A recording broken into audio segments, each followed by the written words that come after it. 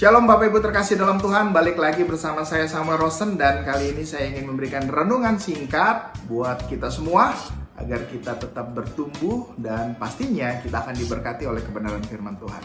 Nah teman-teman, kalau di video sebelumnya saya membahas tentang sahabat Ayub yang namanya Elifas, dan kali ini di video yang kali ini saya ingin membahas sahabat Ayub yang namanya Bildad. Siapakah Bildad itu? Nah, di dalam kisah Ayub ada 3 tokoh sahabat yang ditulis di sini. Yang pertama Elifas, yang kedua Bildad, ada yang satu lagi. Nah, yang satu lagi masih dirahasiakan karena videonya akan tayang juga. Tapi kali ini saya ingin membahas tentang sahabat Ayub yang namanya Bildad, dan kita bisa baca bersama-sama di dalam pasalnya yang ke-8. Kalau saya perhatikan dan saya baca di pasal 8 ayat 2-4, sama juga respon yang dilakukan Bildad, sahabatnya Ayub ini, dia menyalahkan Ayub. Ketika kalian baca nanti Ayub pasal 8 ayat 2-4, Bildad juga sama, menyalahkan Ayub. Bahkan Bildad mencela Ayub dan menghubungkan kesalahan Ayub dengan apa yang dialami anak-anaknya. Wow, berarti ada perbedaan. Sama-sama menyalahkan, sama-sama nuduh bahwa Ayub bersalah, tapi ada perbedaannya antara yang namanya Elifas dengan Bildad. Kira-kira apa ya bedanya? Nah, kita sama-sama pelajari. Lalu kalau teman-teman nanti baca juga di ayat 5-7, itu Bildad memberikan saran, memberikan pendapat dia kepada Ayub. Apa sih pendapatnya?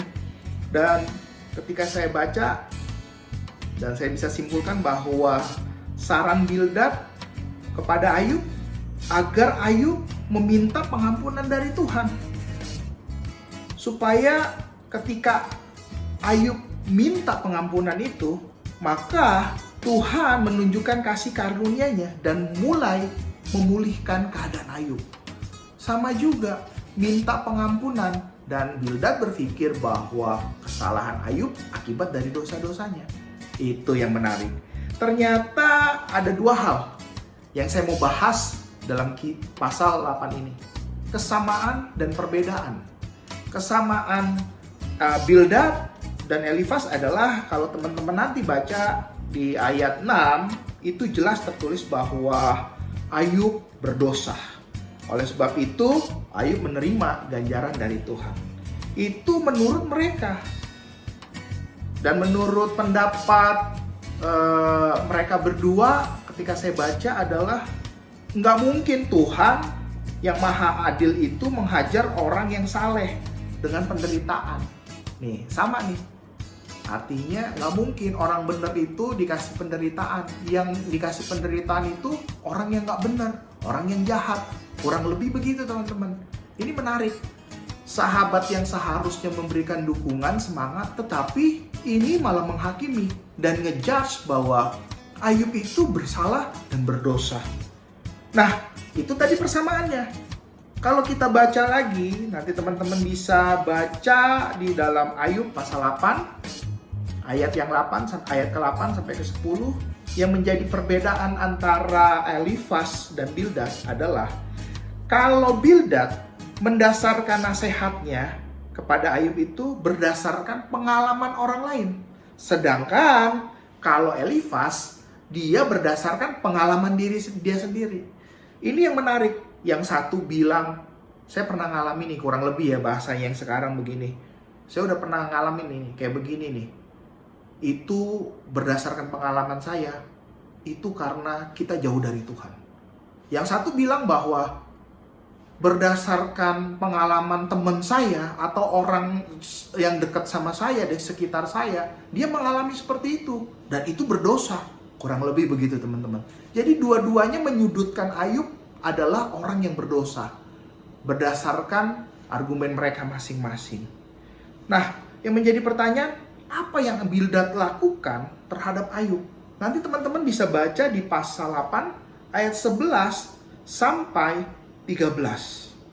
Di situ Bildad meyakinkan Ayub tentang pendapatnya, pendapat yang Bildad ngomong itu bahwa Ayub bersalah itu, dengan memberikan beberapa perumpamaan dan gambaran Dan teman-teman nanti bisa baca gambaran apa aja di ayat 11 sampai 13 itu Bildad ngomong tentang tumbuhan yang tidak bisa hidup tanpa air sebagai sumber hidup dan pertumbuhan. Artinya apa sih? Bildad ingin mengatakan bahwa Ayub itu udah meninggalkan Tuhan. Dan Bildad mengingatkan dan menasehati Ayub untuk tidak melupakan Tuhan. Itu gambaran yang pertama.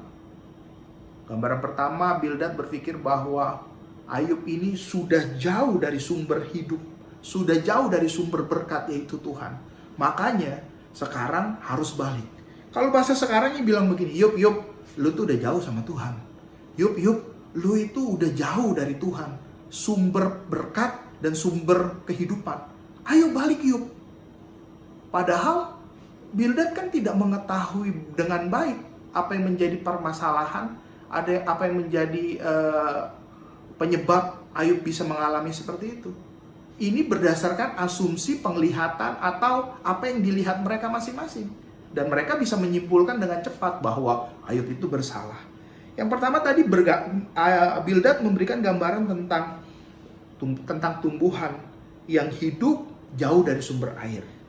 Lalu yang kedua yang Bildad lakukan ketika teman-teman nanti baca di ayat 14-15 tentang gambaran tentang laba-laba. Bildad mengingatkan kepada Ayub bahwa Ayub telah sangat bergantung pada harta miliknya. Jadi dia menuduh Ayub bahwa Ayub ini hidup selama ini udah jauh dari Tuhan, menggantung dan bergantung cinta sama hartanya, cinta sama milik apa yang menjadi miliknya, kepunyaannya. Dan itu digambarkan tentang laba-laba. Kalau teman-teman nanti baca di situ. Jadi bisa dibilang dengan bahasa sekarangnya gini. Yub, gara-gara lu kaya, gara-gara lu diberkati, lu udah lupa sama Tuhan. Hidup lu tuh bergantung dengan harta lu, Yub. Ingat Yub, ingat. Harus balik lagi. Harus bergantung sama Allah. Harus bergantung sama Tuhan. Kurang lebih begitu teman-teman. Lalu berikutnya kalau teman-teman nanti baca di ayat 16 sampai 19, Bildad menggambarkan kehidupan Ayub itu seperti tumbuhan di tanah. Yang artinya Ayub berdosa tapi tidak menyadari dosanya. Kalau nanti teman-teman baca ya di ayat 16-19 itu menarik sekali. Tumbuhan, ini bahasa-bahasa yang dipakai oleh Bildad, gambaran-gambaran tentang nih, mungkin saya bisa bacakan di ayat 19 ya, biar teman-teman juga. Demikianlah kesukaran hidupnya dan tumbuh-tumbuhan lain timbul dari tanah. Kalau kita baca seperti ini, apa maksudnya?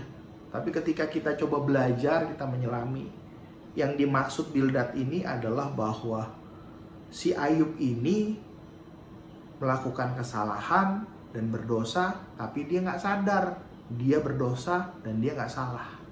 Itu loh teman-teman. Nah, yang menarik dari nasihat-nasihat dan gambaran-gambaran yang Bildad berikan sama Ayub, apa yang kita bisa lihat dari nasihat Bildad sih sama Ayub?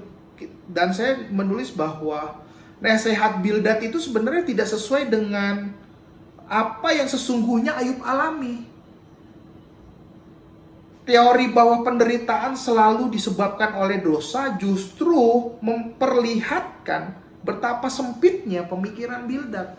Jadi kurang lebih bisa dibilang kalau kita menghakimi, kita ngejudge orang dengan mudah kalau penderitaan itu akibat dosa, pemikiran kita itu terlalu sempit sekali. Kurang lebih ya sama kayak si Bildad ini. Dan tadi kan saya bilang bahwa Bildad ini tidak apa yang nasihat Bildad yang Bildad berikan sama Ayub itu nggak sesuai. Cuman berdasarkan apa yang dia lihat orang lain alami, dia lihat lalu dia menyimpulkan itu untuk Ayub, dan itu sebuah kesalahan.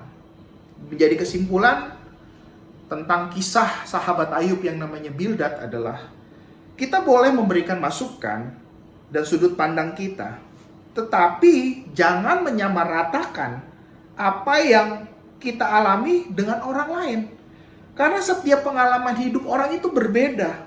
Oleh sebab itu, dengarkan dulu seperti yang tadi saya bilang di video sebelumnya. Kita harus dengerin dulu, pahami dulu masalahnya. Jangan terlalu cepat untuk mengambil kesimpulan, bahkan menghakimi orang lain. Artinya, teman-teman bisa ngerti ya, bahwa setiap kita ini punya pengalaman yang berbeda, punya masalah yang berbeda, dan itu tidak bisa disamakan pengalaman orang, permasalahan orang dengan apa yang kita alami atau orang lain alami. Nggak bisa begitu. Jadi sebagai sahabat yang baik, kita belajar dari yang namanya Bildad, kita harus punya hikmat yang daripada Tuhan. Dan jangan terlalu cepat menyimpulkan sesuatu, bahkan menghakimi orang lain. Tuhan Yesus memberkati.